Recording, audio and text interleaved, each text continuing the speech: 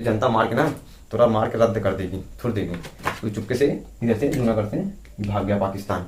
अब भाग के वहाँ पर पहुँचे तो फ़ोन किया अपने सेनापति को कि बोल रहा है कि हमारा 250 कुत्ता बचा है उधर पे, हमारा कुत्ता जरा पहुँचा देना, लेके आते समय लेके आ जाना। अच्छा क्या बोलते हैं, जूनागढ़ का राजा था ये भैया।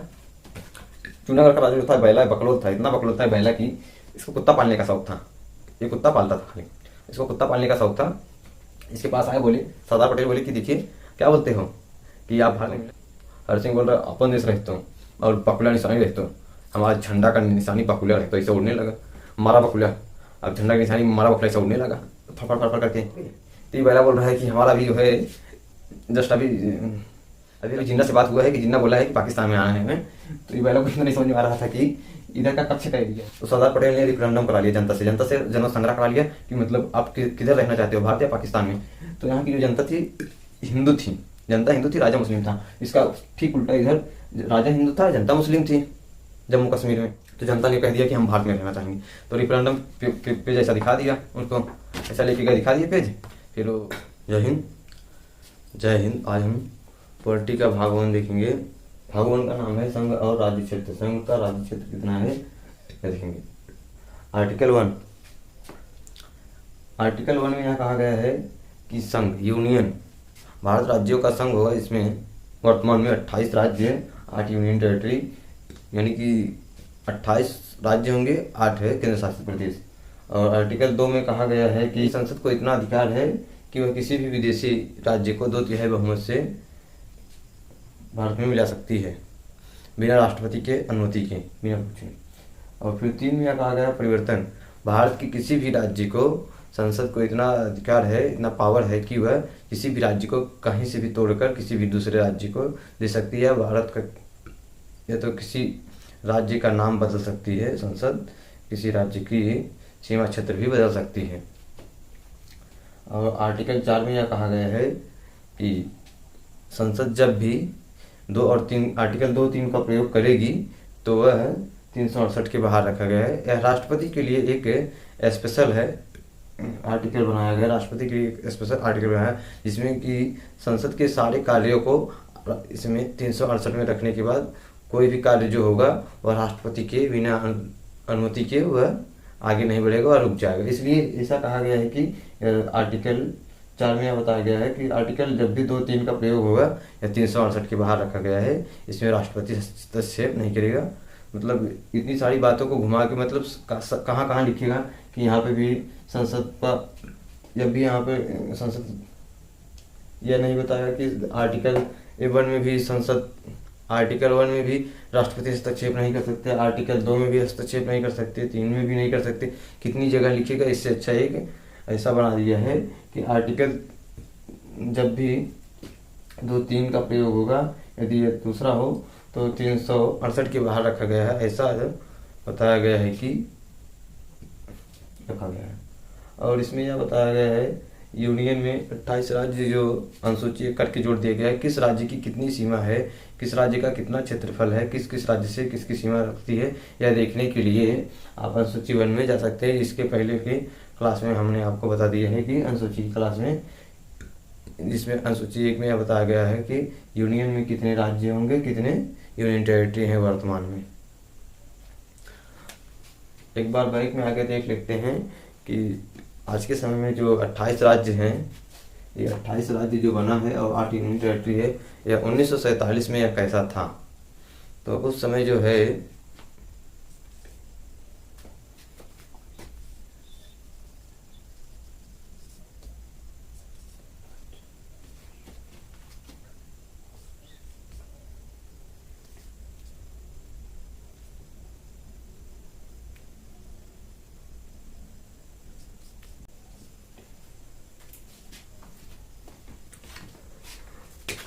तो 1947 में जो है 9 जो थे ब्रिटिश राज्य हुआ करते थे, 9 स्टेट जो थे ब्रिटिश थे, जहाँ पर डायरेक्ट ब्रिटिश का शासन था, पकड़ था। और 9 ऐसे थे प्रिंसली जो थे जहाँ पर भारत के देशी राजाओं का शासन रहता था। और 10 जो थे कमिश्नरी, ऐसे ऐसे मतलब क्षेत्र जो मेन सिटी है, जैसे इंदौर पकड़ लीजिए, जयपुर, अलवर, आमेर ऐसा पकड़ लीजिए, मेन मेन सिटी जो है वहाँ पर कब्जा कर लिए थे। और यूनियन टेरिटरी में जैसे आपको बता दिए हैं कि केंद्र शासन का कार्य होता था। तो ये जो था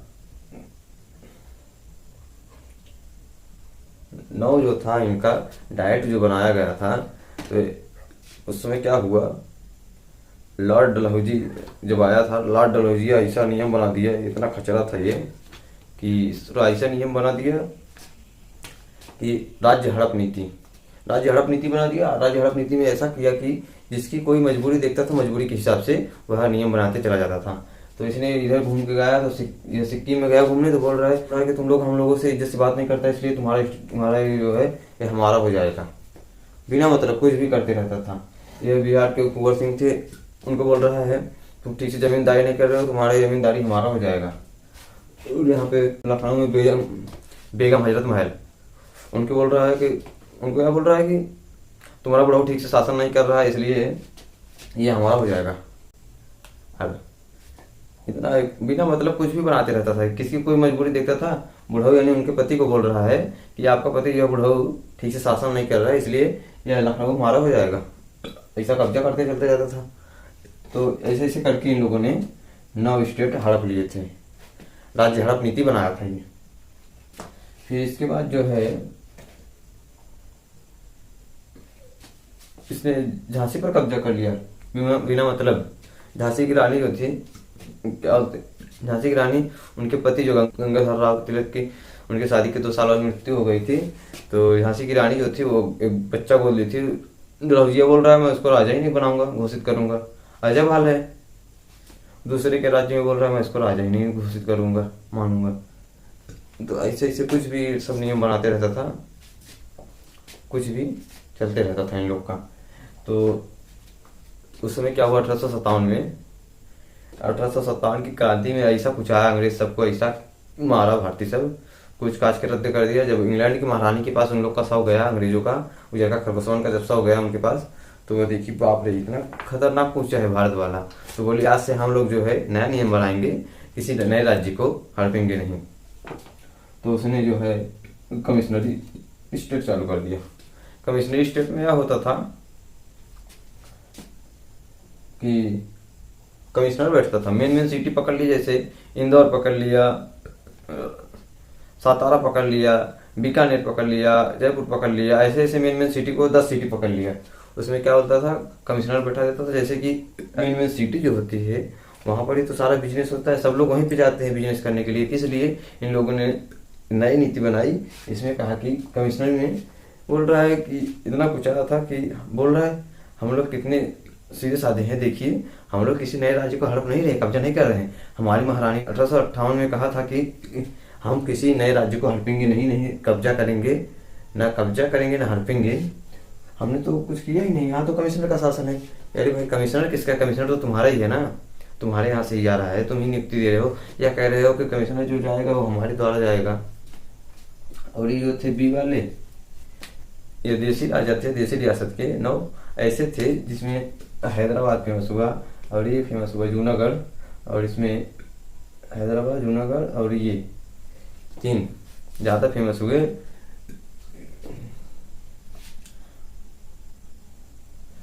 ये सब ऐसे चमचे थे, अंग्रेजों के चमचे थे। ग्रुप बी वाले जो प्रिंसली स्टेट थे वो ग्रुप बी वो अंग्रेजों के चमचे थे। यस सर, नो सर, जी चाचा, जी जी जी, यस सर, हाँ चाचा, एकदम सही सही, right sir, you are right sir, right right. ये सब ऐसे वाले थे, यस नो राइट करने वाले, जो कहते थे हाँ वाह वाह वाह वाह वाह, अंग्रेजों की वाहवाही करते थे। ये सब ऐसे वाले थे। और जो 10वीं यूनियन टेरिटरी, इन लोगों का इतिहास भी 1947-1950 के बीच का बात बताते हैं। तब तक तो कोई संविधान बना नहीं था। उसमें भारत का जो संविधान कानून था ऊट पटांग था, जिसका जितना पहुंच था वो अपना कर सकता था, कुछ भी कार्य पहुंच के ऊपर था।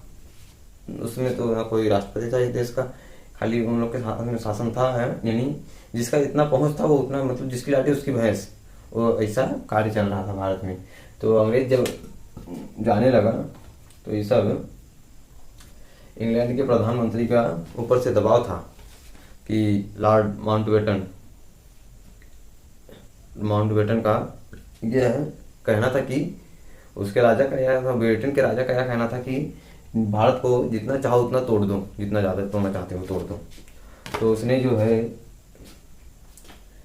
क्या हुआ, अंग्रेजों ने 14 अगस्त 1947 को भारत से पाकिस्तान तोड़ दिया। अब पाकिस्तान तोड़ी जैसे कि कहा जाता है कि बंटवारा हो गया है, लिखा पढ़ी नहीं हुआ है।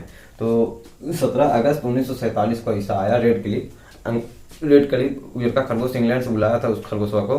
वो खरगोशवा ऐसा आया कि थोड़ा देखा नहीं इधर इधर पे किसका घर किधर है, इधर उधर वकील की मदद से वकील ने बता, वकील है जो कहीं भी लग जाए वह ऐसा जख्म दे देती है कि वह जल्दी ठीक नहीं होता है। तो वकील की मदद से ऐसा मार दिया कि इधर से टिक टिक टिक टिक टिक टिक करते हुए बोला मैं प्ला फाट से लिए बैठा, बोल रहा इन दोनों में बंटवारा करना है। बोला ठीक है, टिक टिक टिक टिक वकील की मदद से ऐसा मार दिया। फिर इसके बाद पुलिस चौकी लगा के ये पाकिस्तान बना दिया इधर। तो उस दिन क्या हुआ, 17 अगस्त 1947 को पाकिस्तान की स्थापना हो गई, लिखा पढ़ी हो गया, मतलब इतने तारीख से इतने तारीख को यह देश बन गया। और फिर इसके बाद बोला एक और करना है, तो बोला अच्छा इधर भी करना है, ऐसा ऐसा टिक टिक टिक टिक मार के बांग्लादेश को भी पाकिस्तान बना दिया।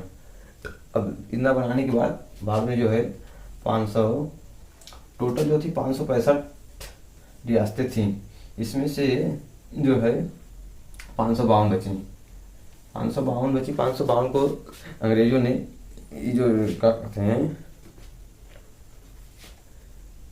अंग्रेजों ने बुलाया दिल्ली में, इन सबको बुलाया, गोलका घराव में बुलाया, सबको बोला कि देखो आपके पास 3 ऑप्शन है, या तो आप जो है भारत में मिल जाइए पहला ऑप्शन, या तो आप पाकिस्तान में मिल जाइए, और तीसरा ऑप्शन यह है कि आप स्वदेश खुद का एक देश बना सकते हैं। तो ऐसा बोल दिया। और इंग्लैंड के प्रधानमंत्री का ऊपर से दबाव था कि जितना चाहो उतना ब्रेक द इंडिया, तोड़ दो, जितना चाहो उतना तोड़ दो, काट कुट के और शादी बना दो, जितना जन को चाहो बांट दो, बांटते जाओ बांटते जाओ। तो बांट दिए तो उसमें सरदार वल्लभ पटेल आए। उस समय जो है देश आजाद, जिसका जितना पहुंच था उसको ऐसा ऐसा पद मिला था। तो सरदार वल्लभ पटेल जो थे, इनको जो है होम मिनिस्टर बनाया गया था, गृह मंत्री। और इनका साथ देने के लिए बीपी मीनम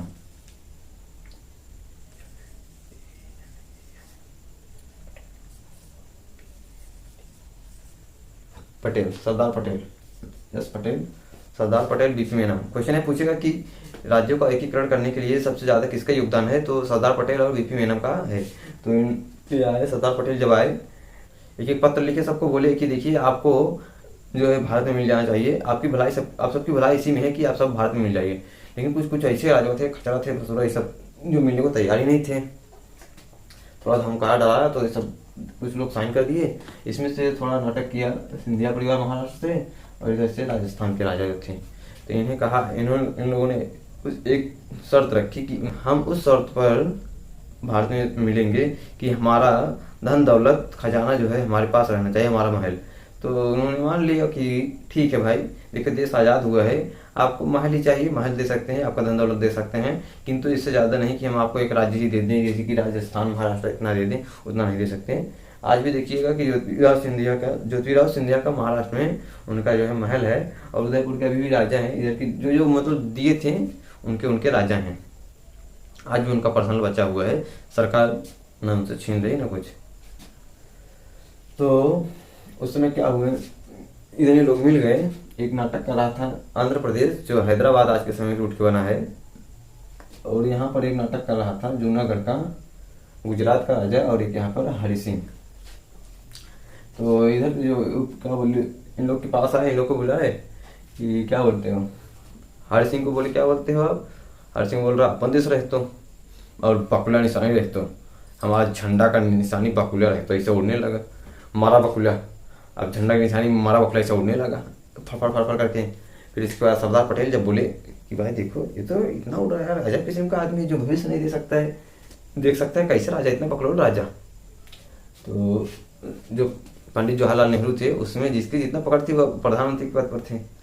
तो उन्होंने कहा कि आप जो है इन लोग को जरा देखिए, तब तक मैं इसको समझाता हूँ हरि सिंह को। तो इधर आ गए कुत्ता वाले के पास, ये जो क्या बोलते हैं जूनागढ़ का राजा था, ये भैया जूनागढ़ का राजा जो था बैला बकलोल था, इतना बकलोल था बैला की इसको कुत्ता पालने का शौक था। ये कुत्ता पालता था खाली, इसको कुत्ता पालने का शौक था। इसके पास आए, बोले सरदार पटेल बोले कि देखिए क्या बोलते हो कि आप भारत में मिलना चाहोगे। तो ये बैला बोल रहा है कि हमारा भी जो है जस्ट अभी कि हमारा जो है अभी अभी जिन्ना से बात हुआ है कि जिन्ना बोला है कि पाकिस्तान में आना है हमें। तो ये बैला को इतना नहीं समझ में आ रहा था कि इधर का कच्छ का एरिया है ये, तो जाएगा कैसे। सरदार पटेल बोले कि तुम भाई अच्छा तू ये बता, तू जाएगा पाकिस्तान, तो जाएगा पाकिस्तान में मिलेगा कैसे, इधर तो कक्ष का एरिया भारत में मिलने के लिए तैयार है। तो सरदार पटेल ने रिफरेंडम करा लिया जनता से जनमत संग्रह करा लिया कि मतलब आप किधर रहना चाहते हो, भारत या पाकिस्तान में। तो यहाँ की जो जनता थी हिंदू थी, जनता हिंदू थी, राजा मुस्लिम था। इसका ठीक उल्टा इधर राजा हिंदू था, जनता मुस्लिम थी जम्मू कश्मीर में। तो जनता ने कह दिया कि हम भारत में रहना चाहेंगे। तो रेफरेंडम पेज ऐसा दिखा दिया उसको, ऐसा लेके गए दिखा दिया पेज। फिर वो देख के डर के नाते बाहर नहीं निकला, बोला अगर जैसे जाएगा ना बाहर से तो जनता मार के ना थोड़ा मार के रद्द कर देगी, छोड़ देगी। तो चुपके से इधर से जूनागढ़ से भाग गया पाकिस्तान। और भाग के वहाँ पर पहुँचे तो फ़ोन किया अपने सेनापति को कि बोल रहा है कि हमारा 250 कुत्ता बचा है उधर पे, हमारा कुत्ता जरा पहुँचा देना, लेके आते समय लेके आ जाना। अजब हाल है। सरदार पटेल बोले भाई कैसे कैसे आदमी है ये सब, सिर्फ पागल पड़े हैं बैल, ये सब देश चला गया उसकी कोई चिंता नहीं, कुत्ता नहीं आना चाहिए हमारा। अच्छा ये तो निपट गया इसका। लेकिन क्वेश्चन ये पूछेगा कि जूनागढ़ के अंतिम नवाब जो था वही कुत्ता पालने वाला बैला, उस बैला का नाम यह पूछेगा तो मोहम्मद महाबात खान जी था।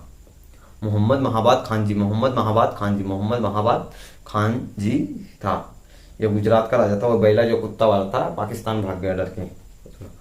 फिर इसके बाद इधर सब हो गया तो इधर अलग ही नाटक चल रहा था। ये अलग ही नाटक कर रहा है, एक अलग है बिचवा में पाकिस्तान बना रहे ससुरा। ये बैला बिचवा में पाकिस्तान बना रहे, बैलवा बोल रहे हैं यहाँ पे पाकिस्तान बनाएंगे। अभी अभी हमारी जिन्ना से बात हुई है, हम बीच में पाकिस्तान बनाएंगे। तो बोला ठीक है तो पाकिस्तान तो बनाएंगे, लेकिन यहाँ बिचवा में कैसे पाकिस्तान बनाएंगे, जाए कैसे आएगा जाएगा कैसे।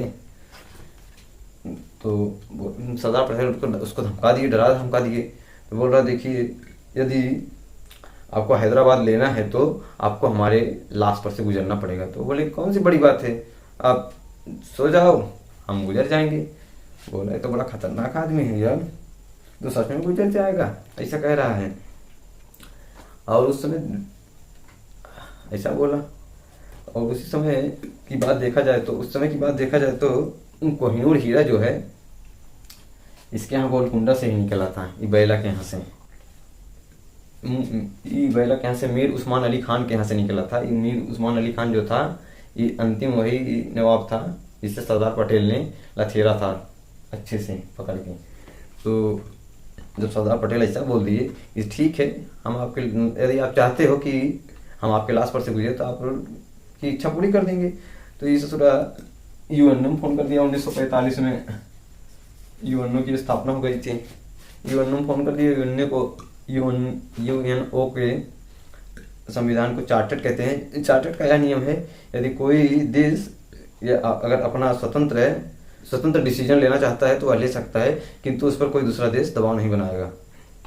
और यह भी बता दिया सरदार पटेल जो है हम पर सेना की कार्रवाई करना चाहते हैं। तो जो यूएनओ तुरंत मैसेज भेज दिए भारत सरकार के पास, इनके पास सरदार पटेल के पास। सरदार पटेल उसमें भारत के होम मिनिस्टर थे।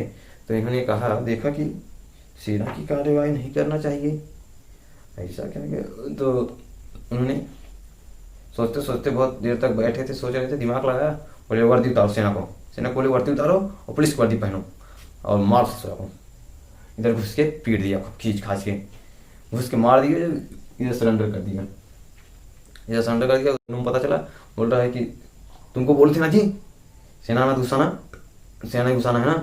तो सरदार पटेल बोले सेना कहाँ गई थी भाई, वहाँ तो पुलिस गई थी। तो मिशन पोलो के तहत हैदराबाद को भी निपटा दिया, ये भी सरेंडर कर दिया। फिर इसके बाद बचा हरि सिंह। आज के लिए इतना काफ़ी है, आगे क्लास कल करेंगे। तब तक के लिए जय हिंद। और इस वीडियो को ज़्यादा से ज़्यादा शेयर करें, ज़्यादा से ज़्यादा लोगों तक पहुँचाने की कोशिश करें।